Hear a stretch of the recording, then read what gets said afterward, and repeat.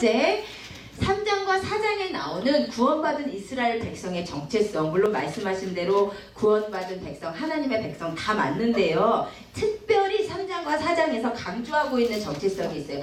먼저 3장에 나오는 이스라엘 백성의 정체성은 3장 12절 보시겠습니다.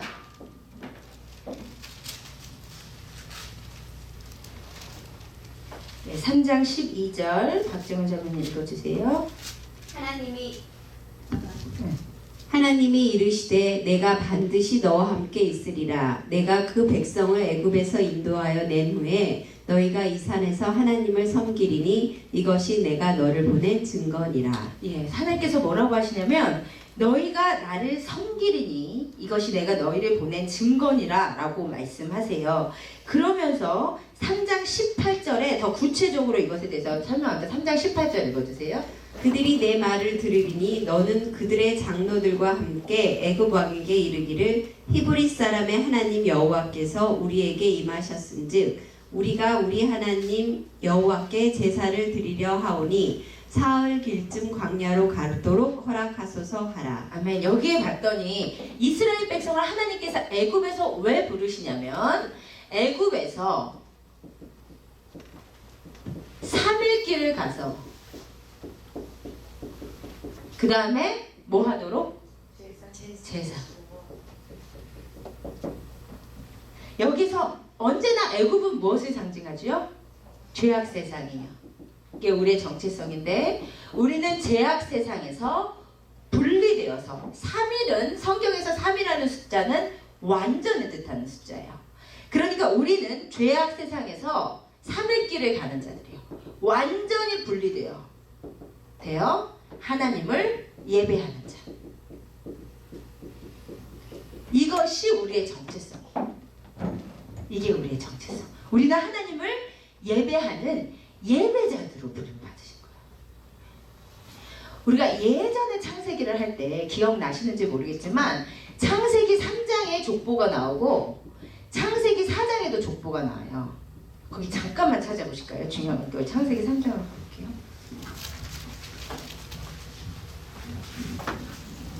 아니 창세기 4장과 창세기 5장이죠.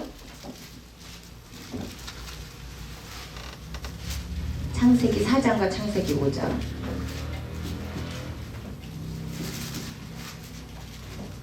그런데 창세기 4장의 족보는 어떤 족보냐면 가인의 후손의 족보예요. 이 세상 사람들의 족보예요. 이 세상 사람들의. 그런데 창세기 5장에는 누가 나오냐면 셋의 후손의 족보가 나와요.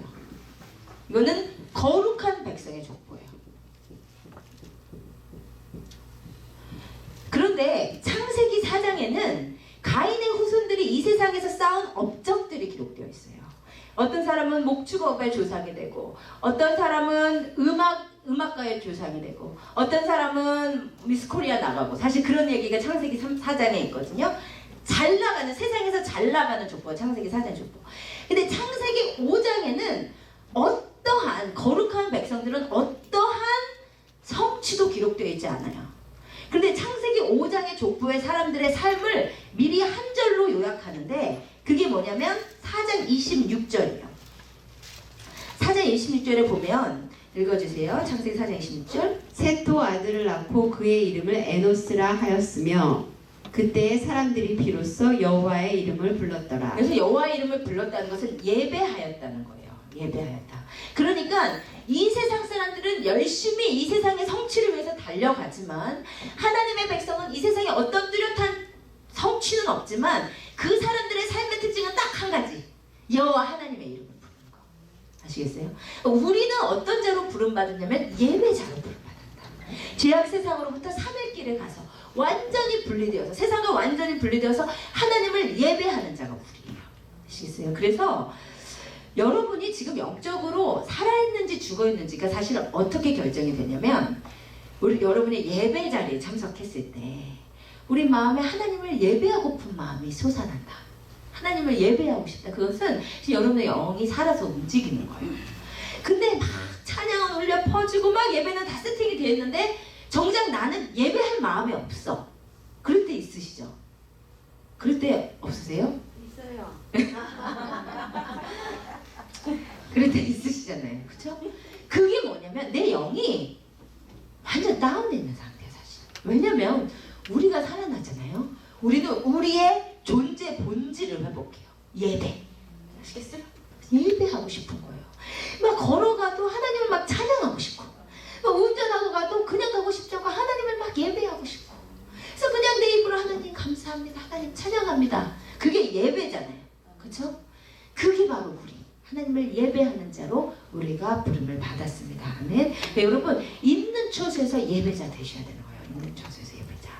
가정에서는 물론이고 직장에서는 물론이고 우리가 영적으로 깨어서 가다 보면 정말 하나님께서 주인 되지 않고 세상에 이 권세는 너무 강한 곳이 있어요. 그런 데는 가서요 하나님의 이름을 선포하시면서 예배해야 되는 거예요.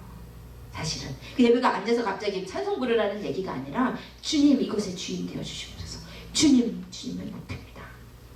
그게 필요한 거예요. 그래서 사실 버릇처럼 그렇게 했었어요. 뭐 미국에서는 맨날 운전하고 다니니까 뭐 그럴 기회가 없는데 한국은 많이 걸어 다니잖아요. 그러면 공원에 가면 하나님, 주님은 이곳의 주인이십니다. 하나님 예배하기를 원합니다.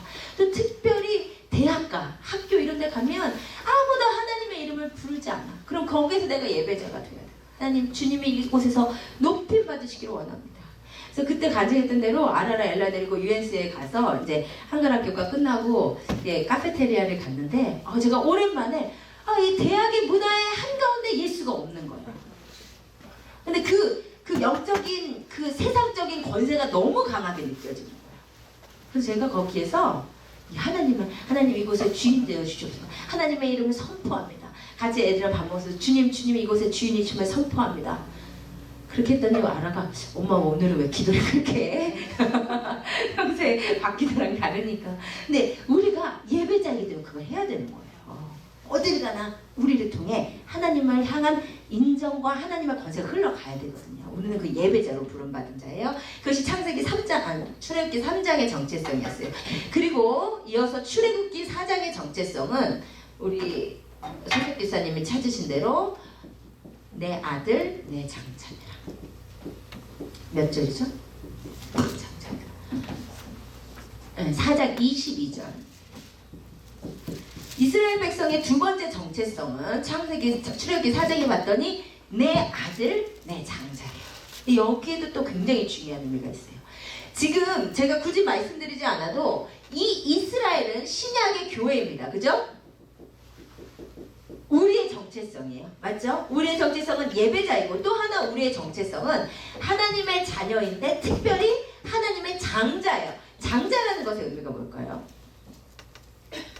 기업을 물러받아. 그렇죠. 장자는 첫 번째로 기업을 물려받아. 차자들보다 2배의 상속을 받아서 많은 축복이 예비된 존재라는 것인데 또 하나가 있어요. 그것은 뭐냐면 하나님께서 이스라엘을 부르시면서 너는 내 독자야 하지 않고 너는 내 장자라고 하셨어요. 그럼 무슨 의미예요? 무슨 의미죠? 더 얻어야 될 자녀들이 있다는 거예요. 더 얻어야 될 자식들이 있다. 그렇죠? 요거를 이스라엘 백성이 몰랐어요. 지금도 몰라요. 이스라엘 백성은 지금도 선민사상, 하나님께서 우리를 택하셨다. 맞죠? 하나님께서 택하셨어요. 그런데 하나님께서 이스라엘을 나의 유일한 자녀로 삼지 않으시고 나의 장자로 삼았다는 것은 하나님의 마음이 열방을 더 얻고 싶어 하신다는 거예요. 근데 이스라엘 백성들이 이거를 지금도 모르는 거예요. 근데 이 장자라고 하는 이 정체성이 출애굽기 19장에 가면 조금 더 발전되어 나타나요. 그게 뭐냐면 너희는 나의 제사장 나라라. 이게 장자라는 정체성이 발전되는 거예요. 제사장 나라. 이게 이스라엘 백성에게 하나님이 주신 정체성이에요. 제사장은 어떤 존재들이죠? 예배하고 그렇죠. 하나님과 사람들을 연결시켜주는 자가 제사장이에요. 다 별나라 이야기죠. 지금 무슨 얘기인지 하나도 모르겠지. 미안해서 어떡하나. 제사장은 하나님과 사람을 연결시켜주는 자예요. 근데 하나님께서 이스라엘을 제사장 나라로 부르셨다는 것은 너희를 먼저 불러서 너를 통해서 다른 열방의 하나님께 돌아오도록 쓰임받게 하시겠다는 의미예요. 근데 이스라엘 백성들이 이 역할을 못한 거예요. 원래 하나님의 구약의 원래 하나님의 계획은 이스라엘을 정말 사랑하시고 이스라엘을 선택하셨는데 이스라엘만 구원하시기 위함이 아니고 이스라엘을 통해서 열방의 하나님께 돌아오는 자로 그것을 위해서 먼저 축복하신 게 이스라엘이란 말이에요. 근데 이스라엘이 끝내 그 일을 못하고 끝내 그 일에 실패해서 결국은 열방 가운데 흩어지고 끝나는 게 구약이란 말이에요. 아시겠어요? 근데 신약에 우리는 이것을 해야 되는 거예요. 하나님께서 우리가 신앙생활을 잘못하다 보면 막 기도할 때 은혜 주시고 막 축복 주시고 이러면 진짜 나는 하나님의 딸이야. 나는 하나님의 아들이야. 나를 사랑하시는 하나님, 나를 도우시는 하나님, 그 하나님에 딱 집중이 돼요. 그러다 보면 이 장자라는 정체성을 놓쳐버려요. 이 제사장 나라라는 정체성을 놓쳐버려요. 내가 할 일이 있는데 나를 통해 다른 사람이 주님 앞에 돌아오는데 쓰임받기 위해서 나를 이렇게 사랑하시는 거예요. 나를 이렇게 축복하시는 거예요. 그거를 잊어버린단 말이에요. 아시겠죠? 우리의 두 가지 정체성, 하나님을 예배하는 자 그리고 장자, 그것을 기억하시기를 주님의 이름으로 부탁을 드립니다. 네, 그리고 두 번째, 하나님께서 모세에게 이스라엘에게 보여줄 표적으로 보여준 두 가지 기적의 공통점은 무엇인가요? 두 가지 기적이 어떤 기적이었냐면 첫 번째는 뱀의 꼬리를 잡으니 다시 지팡이 되겠어요. 그렇죠? 두 번째 기적은 나병이 든 손을 품에 넣으니 치유가 됐어요. 근데 이 두 가지 기적이 용도가 뭐냐면 왜 하나님께서 이 기적을 말씀하셨냐면 1절에 보세요. 출애굽기 4장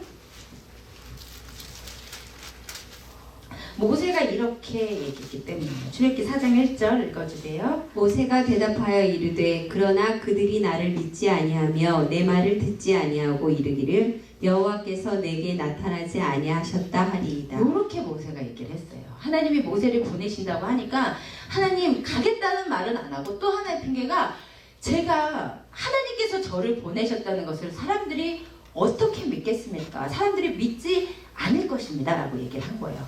그런데 이 말에 내재되어 있는 모세의 심리는 사실은 이스라엘 백성이 자기를 못 믿을까봐 그건 둘째고 자기 자신이 자신이 없는 거예요. 지금 정말 하나님이 나와 함께 하시는지 자신이 없는 거예요. 핑계.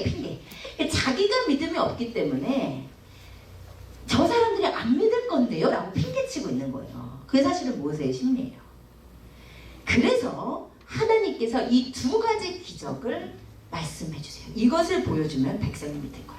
근데 이 두 가지 기적을 가만히 봤더니 공통점이 있어요. 여러분 첫 번째 기적 보세요. 뱀의 꼬리를 잡으니 다시 지팡이가 됐대요. 이거 이상하지 않나요? 이상하지 않나요? 네? 순종이죠. 순종. 예, 잘하셨어요. 근데 그렇죠. 뱀이 꼬불꼬불 기어갈 때 뱀의 머리를 잡아야지 잡히나요? 꼬리를 잡아야 잡히나요? 꼬리를 잡아야 잡히죠. 꼬리를 잡히면 물려버리잖아요. 그런데 하나님께서 근데 이거는 모세는 경험적으로 너무 잘 알고 있는 거예요. 광야에서 40년을 돌아다닌 사람이니 광야에서 뱀을 얼마나 많이 만나봤겠어요. 당연히 뱀을 잡을 때 머리를 잡아야 된다는 것을 경험적으로 너무 잘 알고 있는 모세에게 하나님께서 굳이 뱀의 꼬리를 잡으래요. 확실한 증거. 뱀의 꼬리를 모세가 그 순간 잡으려면 믿음이 있어야 돼요.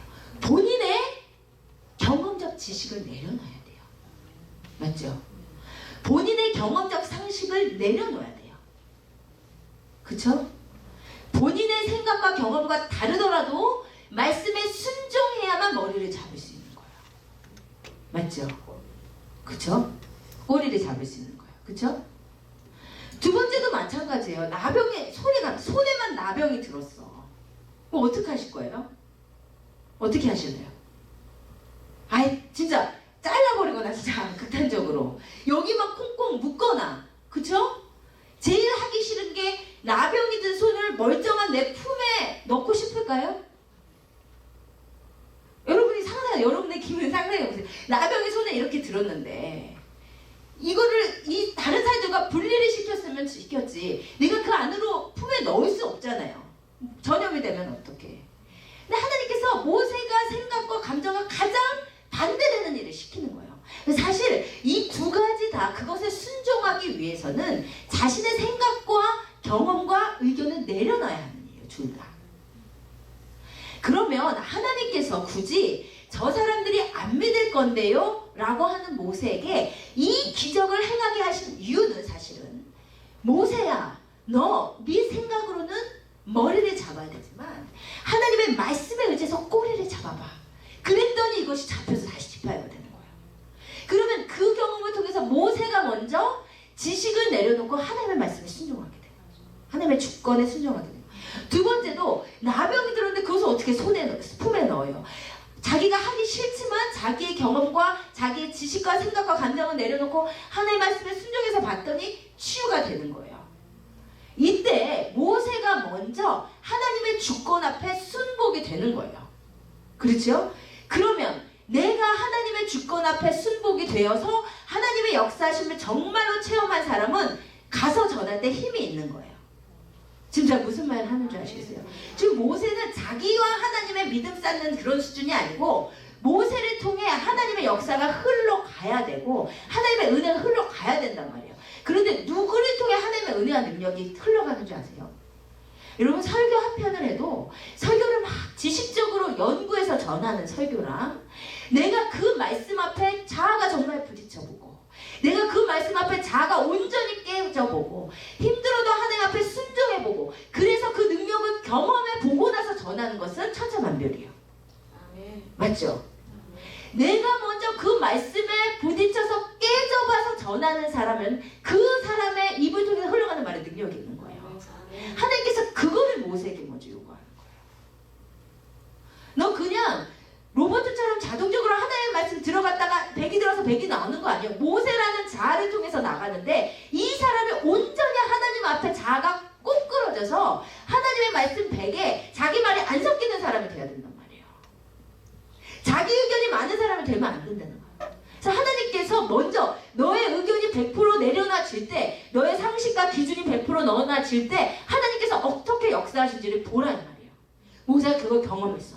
그러면 그 확신으로 본인이 먼저 경험해보고 실천해보고 가서 전하는 역사에는 능력이 있는 거예요. 아시겠죠? 하나님께서 그거를 요구하시는 거예요. 그래서 하나님께서 우리를 사용하시기 전에 우리가 먼저 하나님 말씀에 의해서 변화되고 깨지기를 원하시는 거예요.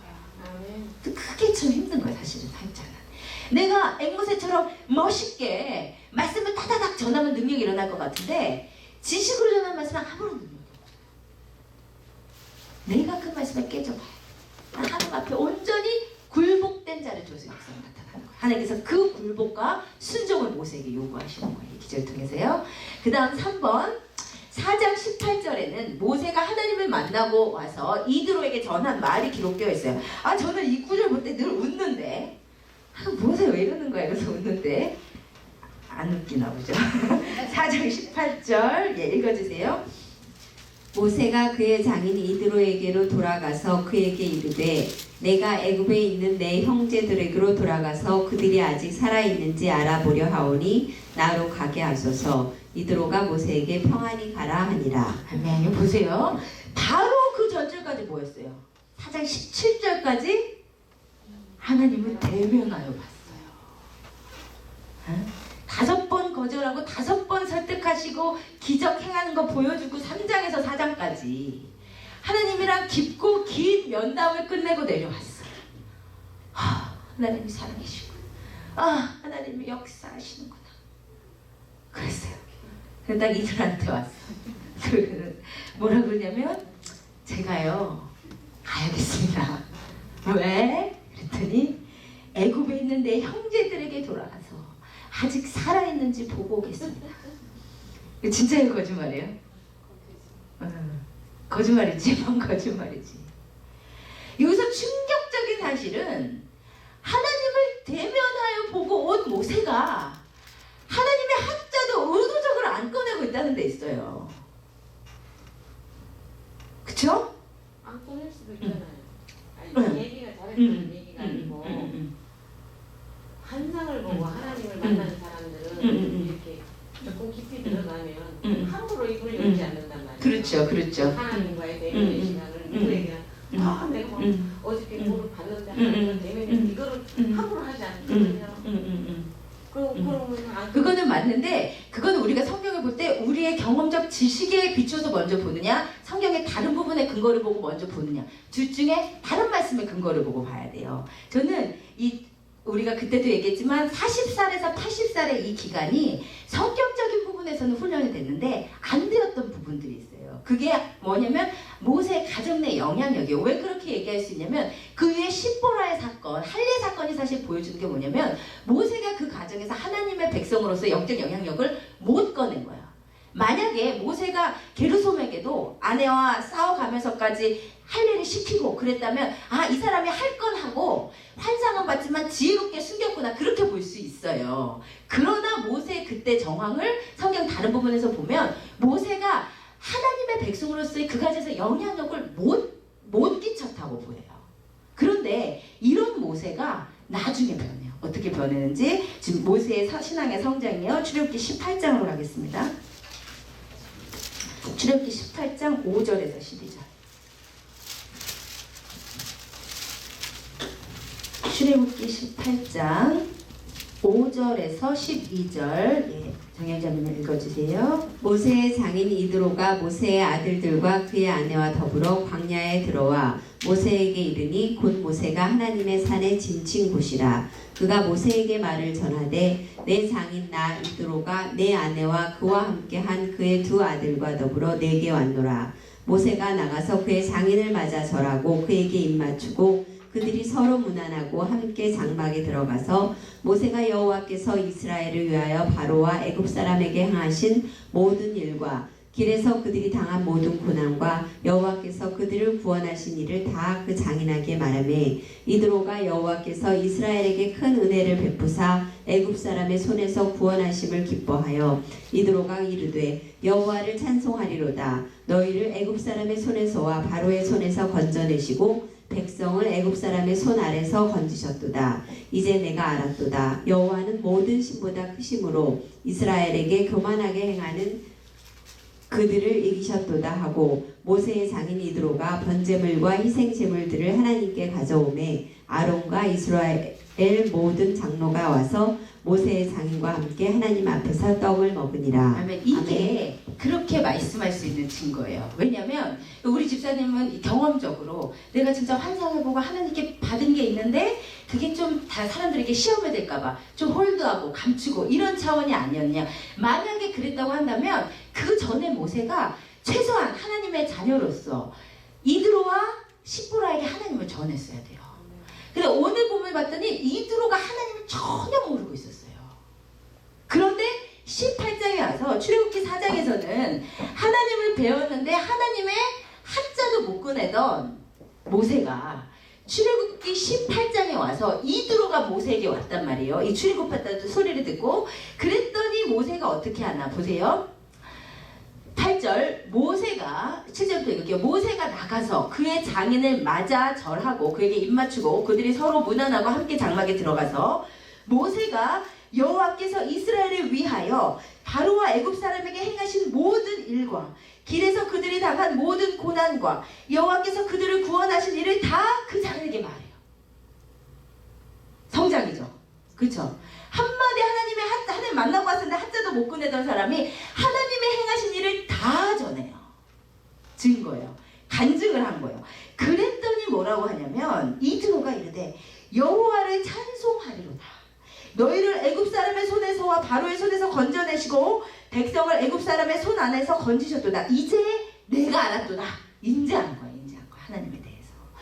여호와는 모든 신보다 크심으로. 왜 이렇게 얘기했냐면 모든 신보다 크시다. 왜 이렇게 얘기했냐면 당신은 다신교의 사회이기 때문에 각 민족마다 다 신이 있다고 믿었어요. 그러니까 미디안 족속의 신을 섬기는 거야. 이 사람은 미디안 족속의 제사장으로서 여호와 하나님이 유일 신이다. 아직 그 정도의 신앙으로는 못 간 거예요. 그렇지만 그 신이 다른 신보다 크시구나.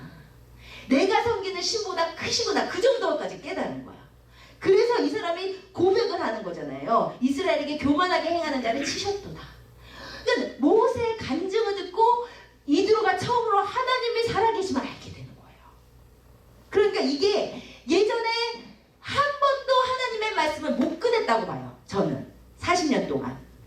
왜냐면 장인한테 꺼내기 전에 자식한테도 할례를 못 시켰으니까. 모세에게 있어서 할례는 굉장히 중요한 거예요. 이따 얘기하겠지만 부모의 신앙의 유산을 물려주는 의미가 있어요. 분명히 아므람과 요게벳이 목숨을 걸고 모세에게 행한 게 할례였기 때문에 자식에게 목숨을 걸고 모세에게 가장 강조했을 것이 할례예요. 당시 이스라엘에 다른 율법이 없을 때 하나님께서 이스라엘 백성에게 한 가지 약속을 단단히 받으신 게 할례란 말이에요. 이거를 해야 하나님의 백성이다. 그러니까 분명히 어머니가 그렇게 교육을 시켰는데 아들에게 그것을 못했다. 그건 무슨 의미예요? 신경을 안 썼을 수도 있고 믿음을 구사하지 못하고 있는 거예요. 그 가정에서 믿음으로의 영향력, 영적 영향력을 못 미치고 있는 모습이에요. 그러니까 그런 것들이 하나하나 지금 바뀌고 있는 거예요. 그러니까 하나님께서 모세를, 우리가 하나님과 모세의 만남의 깊이가 심화되는 것도 봤지만 모세를 하나님께서 얼마나 더 성장시켜 가시는지를 계속 봐야 되는 거예요. 그래서 출애굽기 4장에서 하나님의 한자도 못 꺼내던 모세가 하나님의 행하신 일을 낱낱이 다 간증을 하는 거예요. 이드로가 내가 알았도다. 하나님이 모든 신보다 크시구나 라고 깨달았다는 거예요. 이게 14장에서 그 영적 영향력의 측면에서 보았을 때 모세가 성장한 또 다른 증거라고 그렇게 볼 수 있습니다. 그 다음에 다시 넘어와서 4장 20절. 출애굽기 4장 20절. 정현자님 읽어주세요. 모세가 그의 아내와 아들들을 나귀에 태우고 애굽으로 돌아가는데 모세가 하나님의 지팡이를 손에 잡았더라. 여기에 봤더니 하나님의 지팡이라는 표현이 나요. 갑자기 하나님의 지팡이가 어디서 나왔을까요? 갑자기 하나님의 지팡이가 어디서 나왔을까요? 하나님 만나고 나서 하나님께서 지팡이를 손에 하나님께서 지팡이 주셨나요? 아니죠. 그렇죠. 그렇죠. 원래 갖고 있는데 4장 2절 4장 2절 읽어주세요. 여호와께서 그에게 이르시되 내 손에 있는 것이 무엇이냐? 그가 이르되 지팡이니이다. 이 지팡이는 사실은 모세가 원래 가지고 다니던 40년 동안 광야의 목자로 가지고 다니던 허름한 지팡이였어요. 원래는 4장 2절에 가면. 그런데 별안간 4장 20절에서 성경의 이 지팡이에 대한 표현이 하나님의 지팡이로 바뀌어요. 그렇죠. 성장. 그런데 이 사이에 무슨 일이 있었나요? 그것보다 더 중요한 것은 출애굽기 4장 20절 이전에 4장 19절까지 해서 모세가 17절까지 해서 모세가 하나님께 헌신하기로 작정을 해요. 그렇죠? 계속 하나님과 평행선을 달리다가 하나님 가라. 모세는 못 가요. 가라. 못 가요. 계속 그렇게 평행선을 달리다가 결국은 모세가 가겠습니다 말은 안 하지만 4장 17절까지 해서 하나님의 말씀에 순종해서 본인이 목숨을 걸고 헌신하시기로 작정을 하고 산에서 내려왔더니 갑자기 모세의 지팡이를 보는 성경의 표현이 하나님의 지팡이로 바뀌더라고요.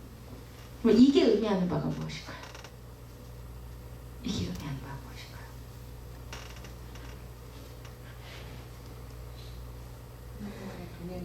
그 허름한 목자의 지팡이도 그 사람이 하나님께 온전히 자신을 드리기로 작정하였더니 하나님께서 놀랍게 사용하시는 도구가 되어서 이 지팡이로 홍해도 가고 이 지팡이로 반석에 물도 내고. 하나님 신기하신 게 뭐냐면 그냥 홍해 갈라져라 그렇게 말해도 되실 텐데 굳이 모세야 너 뭐 갖고 있어? 그 지팡이로 쳐 이러시단 말이에요. 무슨 말이냐면 우리에게 하나님께서 주신 것들이 있어요. 내가 갖고 있는 것들이 있어. 그 그것이 아무리 허름하고 이 목자의 40년 된 지팡이처럼 아무리 보잘것없고 아무리 허름하고 아무리 적은 것이라 할지라도 여러분이 우리가 우리 자신을 하나님께 온전히 헌신하기로, 하나님께 온전히 속하기로, 하나님께 온전히 드리기로 작정하면 하나님께서 나에게 주신 것들이 비록 작고 보잘것 없더라도 그것을 하나님께서 비범하게 하나님의 일에 놀랍게 사용하는데, 쓰임받는데 사용해 주신다는 말씀이에요. 무슨 말인지 아시겠어요? 아멘. 우리에게는 아주 작고 허름한 거. 내가 노래를 잘해. 옛날에는 그냥 다른 사람보다 좀 잘하는 노래 실력. 근데 내가 내 전체를 들어서 하나님을 예배하기를 원하고 하나님께 헌신하기로 작정했더니 그 노래를 통해서 성령님께서 임재하시는 비범하고 영적인 일에 쓰임받는 거죠. 보잘것없이 작은 것들이. 요리 실력도 그냥 내가 다른 사람보다 조금 요리를 잘해. 근데 내가 가진 모든 것으로 하나님께 헌신하기로 작정하면 하나님께서 그 요리 실력을 사용하셔서 하나님의 일에, 하나님의 나라 확장에 비범하게 사용해 주신단 말이에요. 아시겠지요? 그러니까 여러분이 갖고 있는 것이 얼마나 크냐 작냐, 얼마나 흔하냐 흔하지 않느냐는 별로 중요하지 않아요. 모세가 갖고 있던 지팡이가 얼마나 흔한 당시의 목동에 보잘것없는 지팡이였겠어요. 그런데 중요한 것은 그 지팡이의 재질이 어떠냐가 아니라 모세의 마음 상태가 하나님께 헌신하기로 작정했느냐 작정했지 않느냐, 그것에 따라서 그 지팡이를 어떻게 사용하시는지 다르단 말이에요. 여러분들의 손에 다 하나님의 지팡이가 들려지기를 주님의 이름으로 축원드립니다. 여러분 뭘 잘하세요? 여러분이 비즈니스를 잘하신다.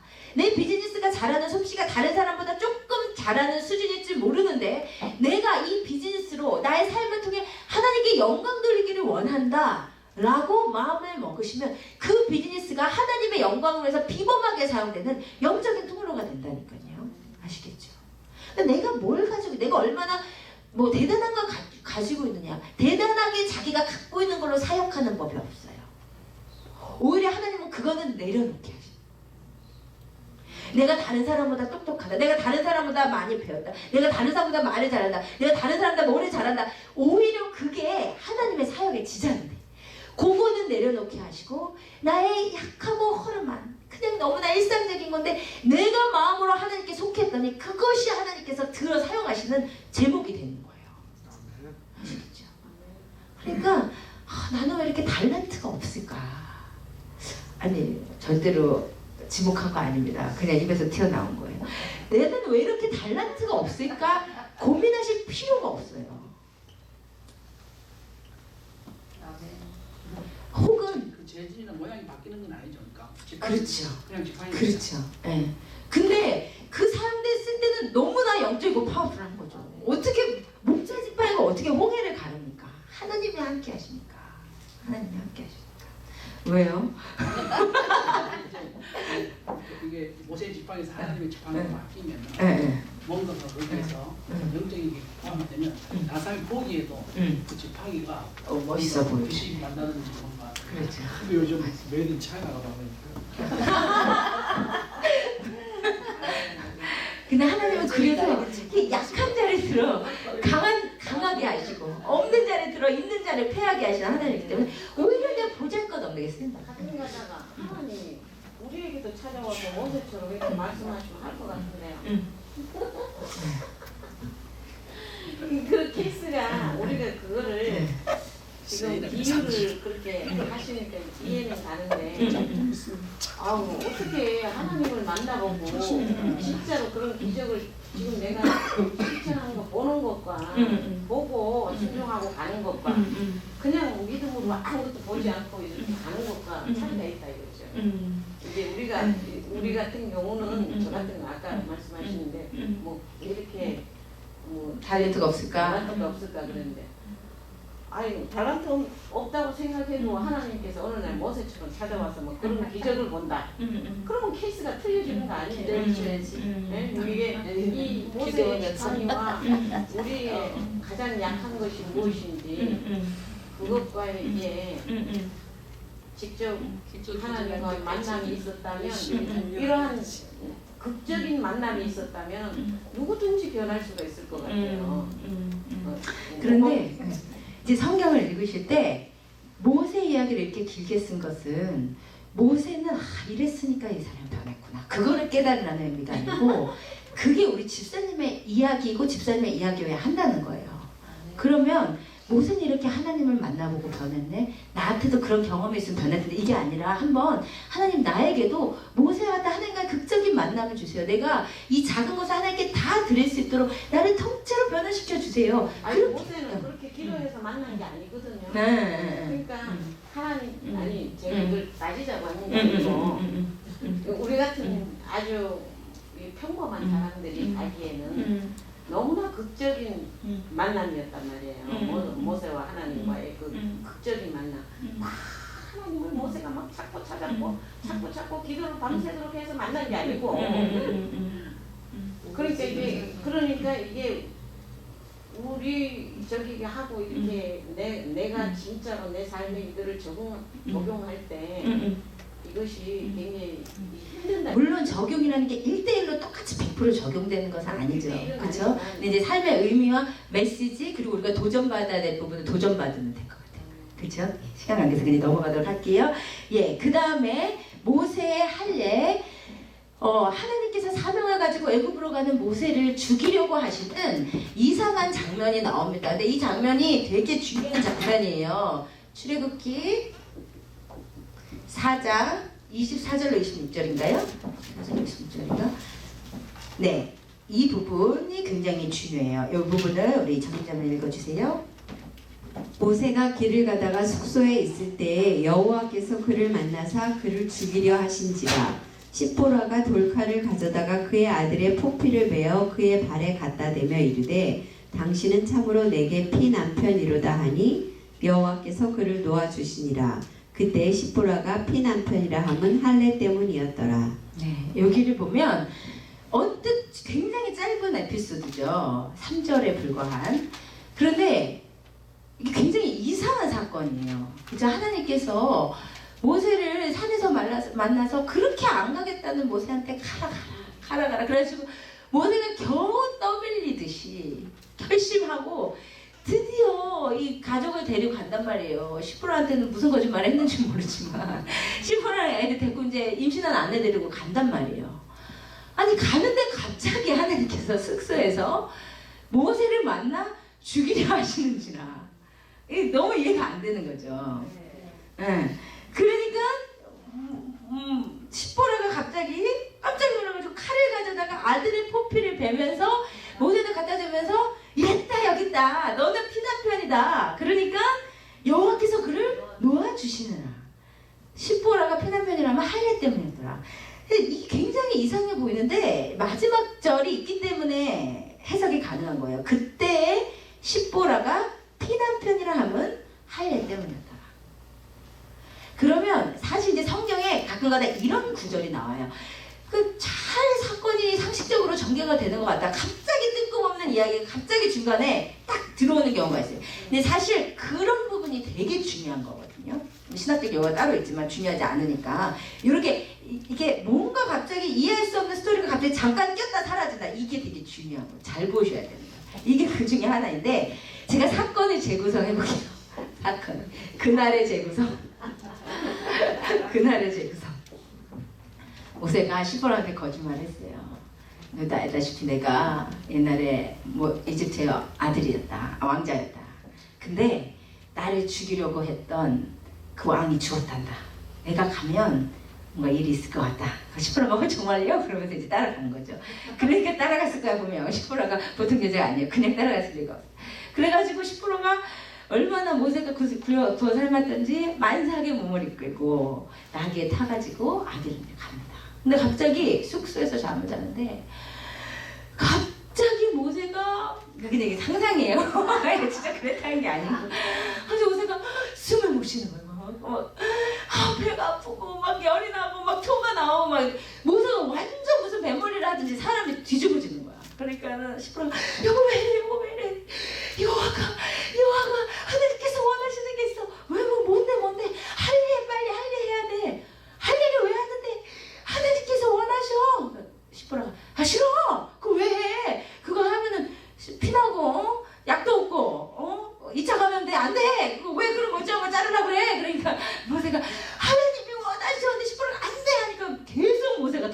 막 떼굴떼굴 구는 거야. 죽을 것 같은 거야. 막 피도 못 사는 거야. 그래서 도저히 시보라가 안 되겠다. 이거 진짜 남편이 죽을 것 같으니까. 그래서 어쩔 수 없이 급하게 돌칼을 가져다가 할례를 행하다가 여기서 그게 줬더니 모세가 갑자기 씻은 듯이 나은 거야. 여호와께서 그를 놓아주시니라. 대충 이런 일이 있었던 거야. 아시겠죠? 무슨 일인지 모르지만 아무튼 이런 일이 있었던 거야. 아시겠죠? 근데 여기에서 물론 그때 정영자님 질문하셨던 것 같은데 그 논쟁은 있어요. 그러니까는 24절에 모세가 길을 가다가 숙소에 있을 때 여호와께서 그를 만나사 그를 죽이려 하신다. 이게 그가 모세냐 모세의 아들 게르솜이냐 하는 데는 이론의 여지가 있어요. 왜냐하면 25절에 시포라가 돌칼을 가져다가 그의 아들의 포피를 베어 그의 발에 갖다 대며 그래서 그가 희기 때문에 저가 누군지 모르는데 당신은 참으로 내게 피남편이로다. 이게 원어에는 피남자로다 이렇게 되어 있어요. 그러니까 여기에서 그 포피를 가져다가 던진 그 앞에 던진 그 사람이 모세였냐 아들이었냐에는 논쟁의 여지가 있어요. 왜냐면 원문에 정확하지 않으니까. 아무튼 사실 그건 중요한 게 별로 아니거든요. 어쨌든 하나님께서 강권적으로 모세의 아들을 할례시키셨다. 이게 중요한 거예요. 아시겠죠? 그러면 첫 번째 할례가 무엇이길래 하나님께서 할례를 시키려고 하셨냐. 우리 창세기 17장으로 가보시겠습니다.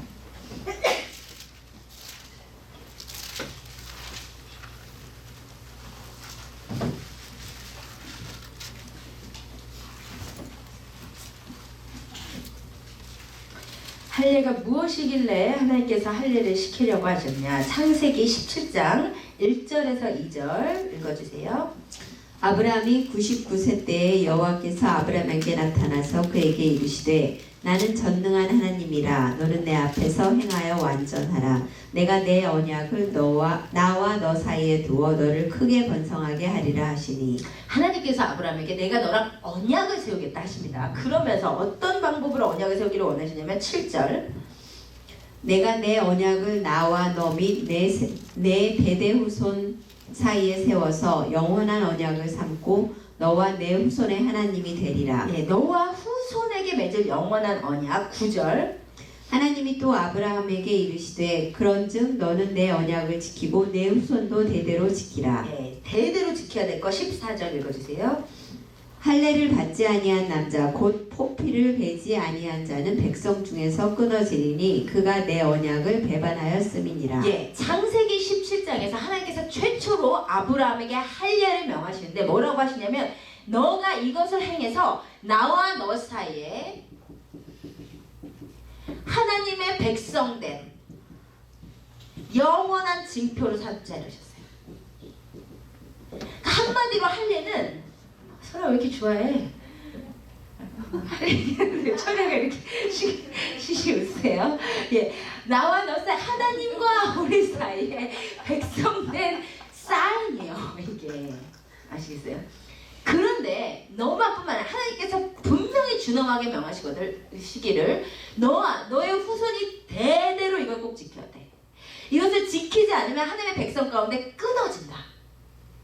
아시겠죠? 이게 하나님께서 율법을 주시기 전에는 가장 중요한 하나님과 이스라엘 백성 사이에 지켜야 될 법이었어요. 할례. 이스라엘 백성은 할례였어. 아무튼 하나님을 잘 모르고 부모가 하나님에 대해서 조금 잘 몰라도 할례는 해야 돼. 이 사람들은 꼭 해야 되는 거였어요. 할례가. 그런데 문제는 모세가 그것을 안 하고 있었다. 그러면 하나님께서 아들에게 행해주지 않던 그 할례를 애굽을 향해서 가는 길에 강권적으로 시키신 이유는 무엇이냐? 첫 번째, 반드시 해야 되는 영적인 스텝인데 안 밟고 있는 거죠. 그러니까 하나님께서 모세가 타협하고 있던 부분을 터치하시는 거였어요. 모세가 타협하고 있었던 부분이에요. 이 부분은 반드시 해야 되는데 안 했다 이 말이에요. 모세 이걸 분명히 알거든요. 요게벳이 분명히 할례를 가르쳤을 거라고요. 자기가 죽어가면서 죽음을 각오하고 지킨 거니까. 근데 모세는 못하고 있었어. 못하면서 그냥 산 거예요. 그냥 싸우기 싫으니까. 그런데 하나님께서 그 부분을 건드리시는 거예요. 우리가요 하나님 앞에 영적으로 살잖아요. 그럼 하나님께서 내 심령을 회복시키고 나서는 이게 상징적인 거야. 이게 우리가 꼭 하나님을 대면 나는 안 대면해 봤으니까 이렇게 하면은 이게 안 되고 내가 하나님께 내 은혜를 받고 심령이 살고 그거잖아. 그게 다 떨기나면 하나님 벌써 오늘 그러면 안 돼. 내가 기도 가운데 하나님 만나고 하나님께 다시 회복되고 그런 거지. 나는 떨기나서 이렇게 하면 안 된단 말이야. 하나님께 심령이 회복되고 나서는 그 다음에 하나 하시는 게 뭐냐면 내가 하나님과 관계가 멀어져 있는 동안에 분명히 내 삶에 타협하고 있는 부분들이 있어요. 이 하나님의 뜻인지 아는데 못 지키고 있던 거 있잖아요. 11조 너무 어렵잖아요. 하나님의 뜻인지 아는데 영적으로 떨어지면 11조 진짜 어려운 거예요. 그쵸? 11조 영적으로 떨어지면 어려워. 영적으로 떨어지려면 지금 드리는 11조만 힘든 게 아니라 본전 생각이 다 나. 인간이 얼마나 간단한지. 그쵸? 그러니까 영적으로 떨어졌을 때 우리가 하나님의 뜻인지 알지만 못해요. 근데 하나님 앞에 와서 다시 회복되면 하나님이 타협하고 있었던 거 하나하나씩 말씀하셔요. 우리가 그것을 힘들지만 한 스텝 다시 해가야 되는 거죠. 그러니까 모세에게는 그게 할일이었어요. 모세가 타협하고 있다 보면 하나님 터치하신 거예요. 근데 두 번째 또 있어요. 모세를 애굽으로 가는 길에 할례를 시키는 의미가 지금 모세가 애굽으로 왜 가지요? 하나님의 백성들인데 하나님의 백성된 모습에서 엄청 오래 떨어져서 노예로 살고 있는 그들을 하나님의 백성으로 회복시키려 가고 있어요. 그쵸? 그런데 하나님의 백성으로 회복시키려 가고 있는 사람이 자기 아들은 하나님의 백성된 표징이 없어. 말이 됩니까? 말이 되나요? 아니요. 무슨 말인지 아시겠어요? 그러니까 다른 사람을 먼저 하나님의 백성으로 회복시키기 전에 너와 너의 가족부터 너의 자녀부터 하나님의 백성의 표를 가지라 이 말이에요. 이게 되게 중요한 거예요. 되게 중요한 거예요. 나도 하나님의 뜻대로 못 살면서 누구한테 하나님의 뜻대로 살라고 할 수 있으며, 그렇죠? 나도 기도하지 않으면서 누구한테 기도하라고 말할 수 있으며, 내 자녀가 하나님을 모르는데 누구한테 하나님을 알라 할 수 있겠습니까? 모세가 아들도 할례를 안 받았는데 가서 너희는 하나님의 백성이니까 나와 이렇게 말할 수 없는 거예요. 하나님께서 그 전에 먼저 가족의 영적 회복을 명하시는 거죠. 이게 하나님께서 모세를 애굽으로 가는 길에 강권적으로 할례를 시키신 의미예요.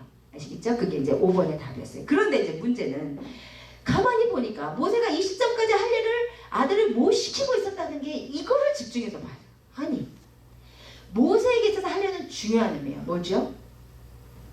모세에게 있어서 할례는 하나님과 하나님의 백성된 표징일 뿐만 아니라 목숨을 걸고 자기를 살린 부모님의 믿음의 유산이에요. 아브람과 요게벳이 언제 발각되어 죽을지 모르는 아들을 하나님께서 살려주실 거라 믿고 할례를 시켰어요. 그리고 그 아들에게 가르쳤어요. 모세에게 있어서 특별히 할례는 믿음의 유산이에요. 근데 그것을 아는 모세가 못하고 있었다. 그런데 이 본문에 봤더니 한 여자가 그걸 못하게 하고 있었다는 걸 알 수 있죠. 아마 그 전에 몇 번 싸웠을 것 같아. 사실은 아기 낳고 나서 게르손을 보니까 할례가 처음으로 생각나거든. 저기 근데 여기 좀 자르면 안 될까? 아 왜 먼저 잘라? 위생적으로 하는 것도 많고 하나님처럼 말 못하고 안 돼. 또 못하고 또 조금 더 사는 아무래도 내가 하나님 명령 어기는 것 같아. 근데 좀 잘랐으면 좋겠는데 아유 가만히 둬. 왜 그래? 무슨 얘기야? 하나님 누구야? 이렇게 계속 싸워서 사람을 싸우다 보면 좀 하기 싫잖아요. 자기가 지치고 안 하고 있었던 것 같아요. 계속 십보라의 반대가 있었다는 게 이 스토리에서 분명하죠. 또 못하게 하다가 어쩔 수 없이 모세가 죽을 것 같으니까 얼마나 고집을 피우고 있다가 어쩔 수 없이 던졌냐 이 말이에요. 하고 나서 그렇죠? 그러면 여기에서 믿음의 유산을 당연히 자기가 목숨을 건 믿음의 유산을 받았으면 자녀에게 그것을 전해줘야 되는데 못하고 있었다는 것에 대해서 여기서 우리가 분명히 생각해야 될 것이 모세의 결혼 생활. 오늘 남의 결혼 생활까지. 되게 중요해요, 진짜. 모세의 결혼 생활을 생각을 해보셔야 돼요. 십보라가 어떤 여자이길래? 십보라가 어떤 여자죠? 응? 누구 어떤 이방? 응? 미디안 제사장의 딸이에요. 그러면 이 십보라가 어떤 여자인지를 이해하기 위해서는 먼저 미디안이 어떤 족속인 줄 알아야 되죠. 그렇죠? 미디안이 어떤 족속인지 민수기 22장으로 가보시겠습니다.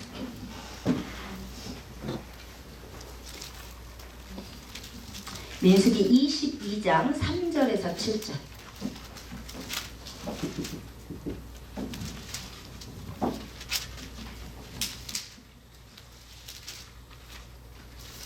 찾으셨으면 읽어주세요.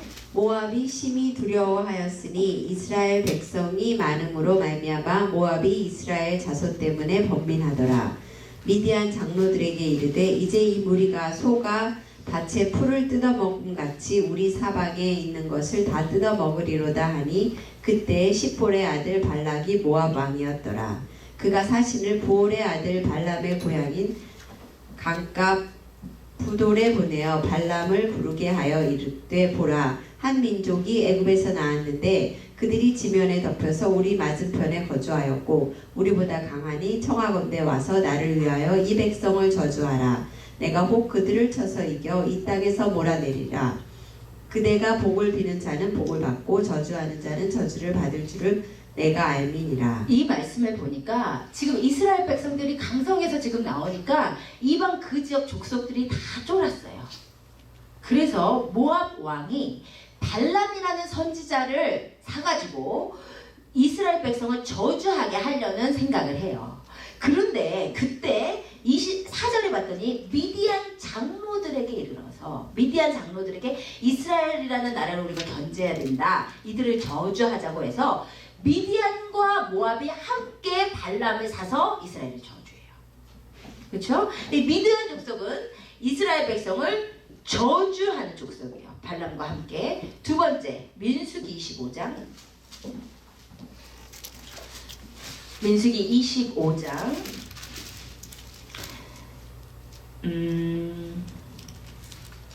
너무 기니까 민수기 25장 6절로 8절까지만 6절로 9절까지만 읽겠습니다. 이스라엘 자손의 온 회중이 회막문에서 울 때 이스라엘 자손 한 사람이 모세와 온 회중의 눈앞에 미디안의 한 여인을 데리고 그의 형제에게로 온지라. 제사장 아론의 손자 엘르아살의 아들 비느하스가 보고 회중 가운데서 일어나 손에 창을 들고 그 이스라엘 남자를 따라 그의 막사에 들어가 이스라엘 남자와 그 여인의 배를 꿰뚫어서 두 사람을 죽이니 연병이 이스라엘 자손에게서 그쳤더라. 민수기 25장에는 어떤 내용이 나오냐면 이스라엘 백성들이 시딤에 진쳤는데 미디안 여인들이 이스라엘을 음행죄에 빠뜨려요. 그렇죠? 그래서 비느하스가 여호와의 질투심으로 질투해서 하나님 앞에 이제 죄를 회개하는 부분인데 그래서 이스라엘을 음행죄에 빠뜨리는 족속이에요. 죄에 빠뜨려. 그래서 민수기 31장에 봤더니 민수기 31장 보겠습니다. 1절에서 2절 읽어주세요.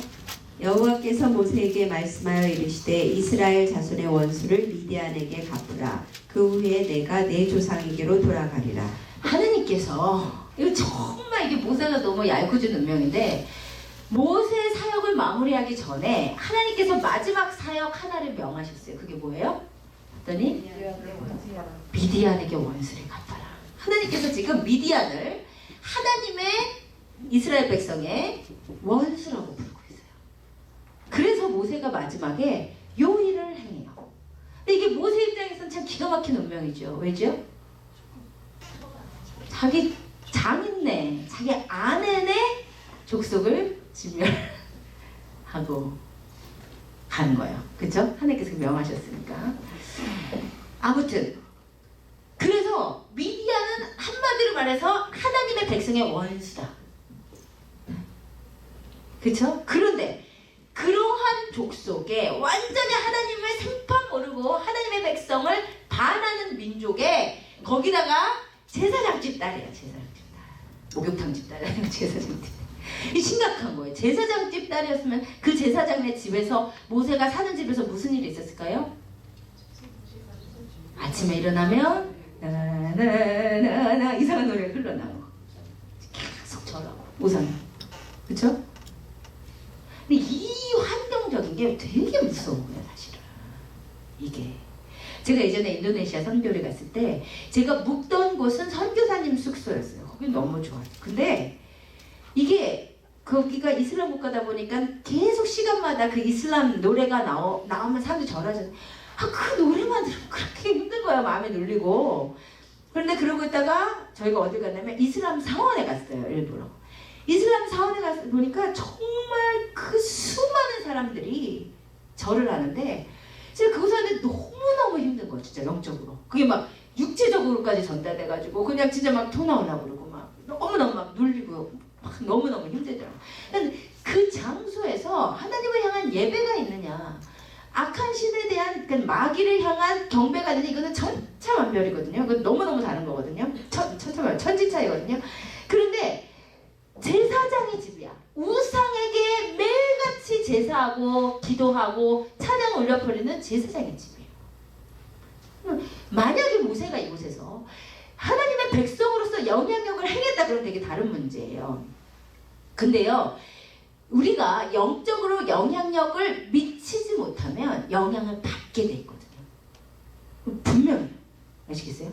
여러분이 간 직장에서 여러분이 가는 삶의 처소에서 여러분이 누군가에게 영적인 좋은 영향력을 미치지 못하면 영향을 받아요. 그럼 여기에서 하나님의 백성으로서 빛과 소금의 역할을 감당하지 못하고 하나님의 자녀로서 믿음을 구사하지 못하고 할 일을 행하지 못하고 그러면 영적 영향을 받는 거예요. 이방인 신에 의해서 다운되는 거야. 영적으로 계속 다운되는 거야. 너무 힘들고 눌리고. 그런데 그런 집 딸과 결혼을 한 거예요. 그러다 보니까 할례라는 믿음의 유산도 물려줄 수가 없었던 거예요. 제가 여기에서 시간 관계상 3가지만 하고 묻힐게요. 믿음의 사람을 만나지 않았을 때 배우자. 이게 지금 다 결혼하신 분들이라 별로 영향가 없을 것 같은데 2분만 주세요. 믿음의 사람, 하나님께서 주신 사람을 만나지 않았을 때 어떤 영향을 미치는지 진짜 중요한 거예요. 자식들과 이제 손주들은 결혼시키셔야 되니까. 첫 번째, 모세의 가정은 믿음의 가정이죠. 믿음의 가정에서 물려받은 믿음의 유산이 전달의 지장이 있어. 그렇죠? 만약에 모세의 와이프가 믿음의 사람이었다면 하나님 부모로부터 물려받은 그 믿음의 유산을 당연히 물려줄 수 있었겠죠. 근데 계속 시므라가 반대하니까 안 되는 거야. 하나님께서 우리에게 믿음을 자녀에게 물려주시기를 명하셨어요. 그건 명령이에요, 여러분. 꼭 가셔야 되는 건데 문제는 나 혼자 하는 게 아니거든. 결혼하고는 아내나 남편이랑 같이 해야 되는 거거든요. 근데 이 사람이 믿음으로 한 마음이 되지 않으면 너무 지장이 오는 거예요, 이게. 근데 내가 받은 믿음의 유산을 물려줄 수가 없는 거예요. 지장이 오는 거예요. 그게 모세의 결혼의 특징의 십보라 때문에. 두 번째 이것뿐만 아니라 하나님께서 나에게 주신 사명을 이루는데도 지장이 와요. 잘 들으세요. 여러분이 만약 하나님께서 만나게 하신 하나님께서 원하시는 배우자를 만나면요, 우리 각자에게는 하나님께서 주신 사역과 사명들이 다 있어요. 우리 각자에 다 사명이 있어요. 그런데 내가 누구를 만나느냐에 따라서 옳은 사람, 하나님께서 주신 right person을 만나면 하나님께서 나에게 주신 사명이 그 사람과 함께 더 확장되어서 수행이 돼요. 완수가 돼. 근데 믿음의 사람을 만나지 못하고 right person을 만나지 못하면 하나님이 나에게 주신 사명이 계속 지장을, 내가 그 사역을 감당을 못해요. 점점 반도 감당을 못해. 부부가 너무 중요하니까. 그래서 제가 진짜 이제 미국에 와서 이런 사역을 하리라고는 생각은 못했는데 하나님 하나님이 진짜 그렇게 하신 것 같아.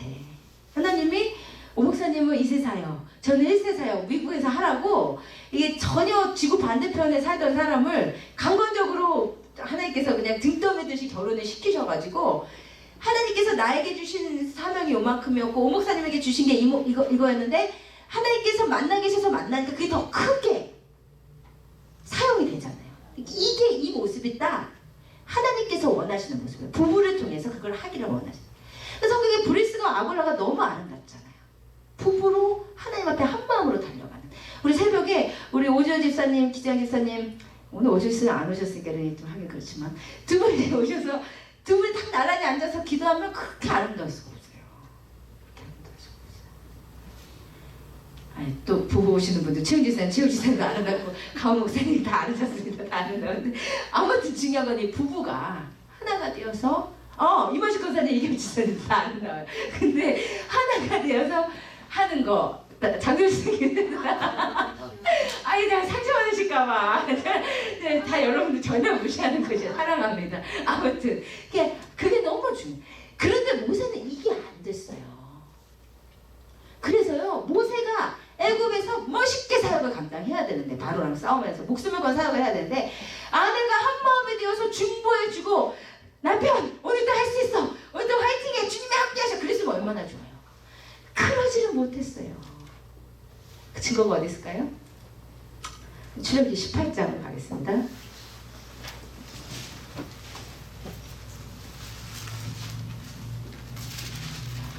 출애굽기 18장 2절에서 4절 읽어주세요. 모세의 장인 이드로가 모세가 돌려보냈던 그의 아내 십보라와 그의 두 아들을 데리고 왔으니 그 하나의 이름은 게르솜이라. 이는 모세가 이르기를 내가 이방에서 나그네가 되었다 하며 하나의 이름은 엘리에셀이라. 이는 내 아버지의 하나님이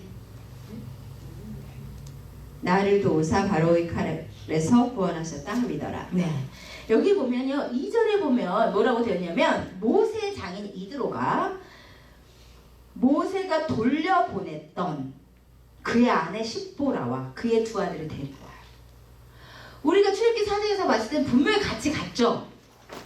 그죠? 모세와 십보라와 두 아들이 같이 갔는데 언제 돌려보냈는지는 모르는데 모세가 돌려보냈어요.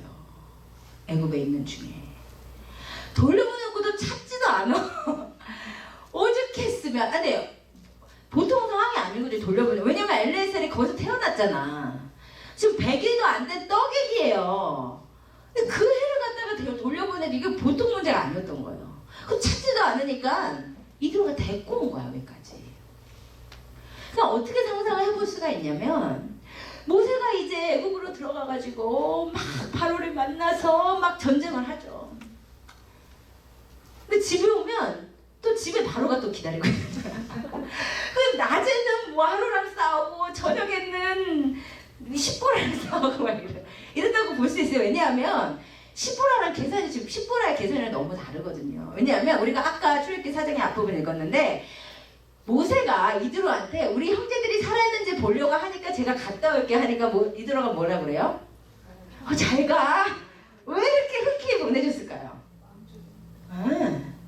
여러분 십보라가 제사장 딸이었다니까요. 이게 허투루 보면 안 돼. 제사장이 당시의 제사장은 당시는 종교와 정치가 완벽하게 분리되지 않은 사회이기 때문에 제사장은 왕만큼 혹은 왕보다 조금 덜이지만 그 나라에서 쉽게 얘기하면 미디안에서 1인자는 왕이고 2인자는 제사장이에요. 근데 그 제사장 집 딸이야. 아주 미디안의 최고의 딸이에요. 그런데 그런 귀한 딸을 모세에게 선뜻 내준 이유는 우물가에서 만난 모세를 봤더니 입고 있는 옷이 이집트 왕족의 옷이야. 말하는 사람이 이제 그 사람의 수준을 왜 단어를 안다 그러잖아요. 이 쓰는 단어가 왕실 언어야. 이 무예가 보통 무예가 아니야. 이집트 이거 왕실 무예야. 보니까 이 사람이 이집트 왕자인데 망명을 했어. 그러면 언젠가 복권이 되면 이 모세를 창명을 지금 정치적으로 지금 정치적 망명이니까 도망이 아니고 복권이 되면 우리 딸이 당시 최강대국의 왕의 와이프가 될 수도 있는 거잖아요. 그러니까 이드로가 그를 결혼을 시킨 거지. 근데 40년 동안 주구장창 양만 치고 있어. 그리고 실망을 했는데 갑자기 제가 갈게요. 그러니까 드디어 때가 어는가 이런 거예요. 그러니까 이 십보라도 이제 가면 드디어 우리 남편이 뭔가 정치적으로 힘을 내가지고 왕에 오를지도 모른다고 기대로 가고 간 거예요. 근데 모세가 갔을 때 누가 제일 먼저 맞으러 왔어요? 아론이 맞으러 왔어. 왕족이 왔을 줄 알았는데 분명히 남편의 형이라는데 보니까 그 짓거리야. 완전 이주 노동자 모습이야. 이주 노동자를 이렇게 비하는 게 아니라 노동자다. 아무튼 힘든 모습이야. 완전 막 햇빛에 그을리고 막 뭐 살을 다 살갗도 하나도 없고 그죠? 그리고 이제 가족이라고 만났는데 다 그 짓거리야. 이게 내 생각이 너무 다른 거지. 이집트 왕자인데 내가 결혼 속아서 했구나 막 이러면서 뭐 하나 봤더니 가서 막 바로랑 싸우고 있고 이게 너무 계산이 안 맞는 거예요. 그러니까는 시보라가 집에만 돌아오면 바가지를 긁는 거예요. 아니 왕은 언제 되는데 막 이러면서.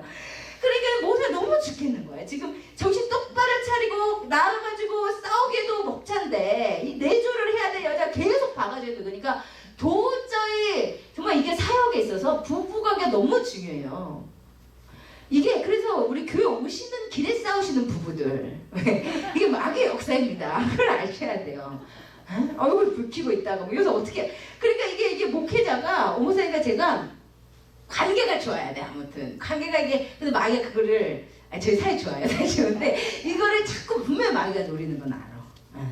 왜냐면 그렇게 하고 무슨 사역을 해요. 내가 남편한테 마음이 이렇게 해놓고 무슨 사역을 합니까? 그러니까 이게 굉장히 중요한 건데 모세가 이게 안 되는 거야 집에서. 오죽 힘들면 그 떡이기까지 다 돌려보냈겠냐 그래요. 찾지도 않고. 그 뭐냐면 계속 하나님께서 나에게 주신 사명에 지장이 있어요. 근데 반대로 하나님이 주신 사람을 만나면 그것 속에서 오히려 사역이 확장돼요. 정말 그래요. 그렇죠? 아니 나중에 생각을 해보세요. 모세가 홍해를 갈랐을 때, 그죠? 홍해가 남편이 갈랐어. 그러면은 그 홍해 갈른 것을 보고 소고를 들고 하나님을 찬양해야 될 사람이 아내였으면 얼마나 좋아. 남편은 기적을 일으키고 아내는 하나님을 찬양하고 남편은 설교하고 아내는 찬양도 하고 이 부부 사역을 했어야 되는데 아내가 이 모양이니까 누가 하나님을 찬양했어요? 미리암이 찬양하잖아. 이게 부부가 한 마음이 되어서 그게 딱 이제 신학적 모욕이 브리스길라 아굴레요. 부부가 한 마음이 되어서 하나님의 사역을 위해서 하나님의 나라를 위해서 같이 달려가야 돼요. 이게 하나님이 주신 사람을 만났을 때 이게 가능. 그게 안 됐어요. 보세요. 힘들었어. 그래서 그 이후에 계속 봐도 십보라에 대해서는 이제 성경이 정말 관심이 없어요. 근데 보통 믿음의 거장들의 와이프가 굉장히 성경에서 중요하잖아. 아브라함의 아내 사라, 이삭의 아내 리브가 얼마나 중요해. 우리가 잘 알고 있잖아요. 근데 이 십보라에 대해서는 성경에 관심이 없어요. 그 이후에. 그러니까 뭐 예수님 영접하고 죽었나 모르겠어. 어떻게 죽었지도 모르겠어. 성경에 관심이 없어요. 그다음에 세 번째, 후손의 사역 혹은 이제 후손의 축복 혹은 후손의 축복에도 영향이 있어요. 후손의 축복에도. 그러면 이 부분이 시간이 너무 애매하네요. 다음 주에 해야 되겠죠? 그죠? 시간이 너무 애매한 것 같아요. 끝내요?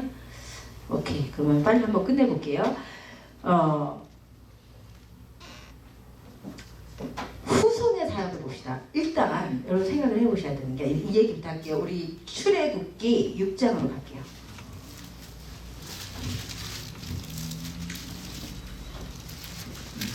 빨리 안 빠질 것 같아.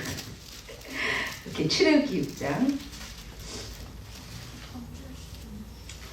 출애굽기 6장 거기에 14절부터 27절까지 이거 못 끝낼 것 같아요. 너무 많아가지고 숙제를 드릴게요. 대신 제가 중요한 질문인데 이제 지금까지 뭘 했냐면 누구를 만났느냐에 따라서 믿음의 유산이 전해지느냐 그렇지 못하냐, 제한돼서 전해지느냐, 하나님의 사명이 잘 200% 300% 감당되느냐, 70% 80% 감당되느냐, 이 영향이 있는데 후손의 축복에도 영향이 있어요.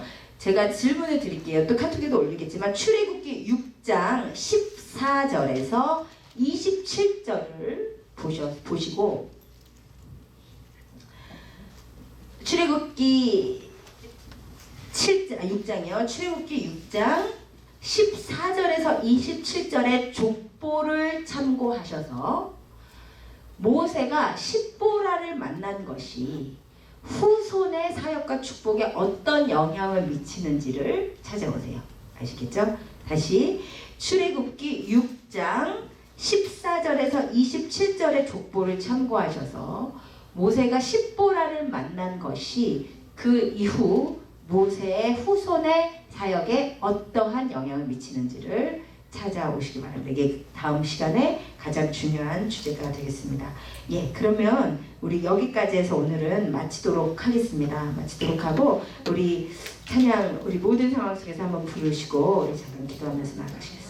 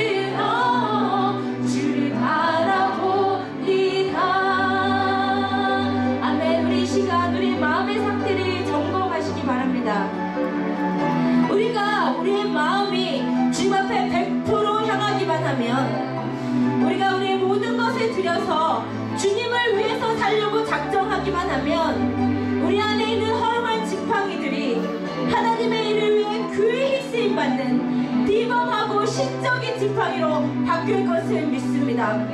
우리가 가진 것에 탓하지 마시고 내가 정말로 나의 모든 것을, 나의 모든 마음을 들여 주님 앞에 확정되어 있는지 우리 자신을 점검하기를 원합니다. 여러분, 우리가 정말 최고의 축복은 살아있는 한 주님을 찬양하다가, 살아있는 한 주님을 위해서 살다가 주님 앞에 많은 영혼의 열매 가지고 가는 것입니다. 그 나머지는 다 별로 의미가 없어요.